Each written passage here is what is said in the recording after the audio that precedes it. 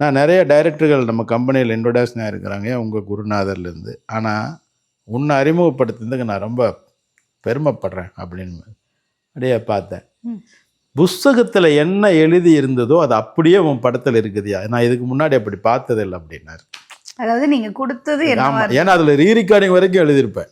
Okay, இந்த இடத்துல ஒரு டிங் டடன்னு மியூசிக் வரும். அது எல்லாம் அப்படியே என்ன புஸ்தகத்தில் பார்த்தனோ அது அப்படியே படத்தில் இருந்தது உங்ககிட்ட தான் ஐயா, சூப்பராக இருக்குதுயா அப்படிங்கிற மாதிரி. ரொம்ப அதுதான் அங்கே தான் வந்து படம் முதல் படம் ஸ்ட்ரக்கிலெல்லாம் எதுவும் கிடையாது.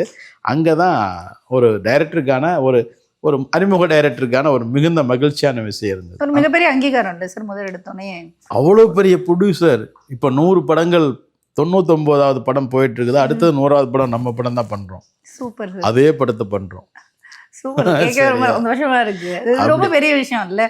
உங்களுடைய முதல் படத்துக்கு அடித்தளம் போட்டவர் இன்னைக்கு 100வது படம் அவரோடதுல நீங்க திரும்ப ஜாயின் ஆகுறீங்கன்றது பயங்கர ஹாப்பியான. விக்ரமன் சார் தான் பண்ணணும் நியாயமா.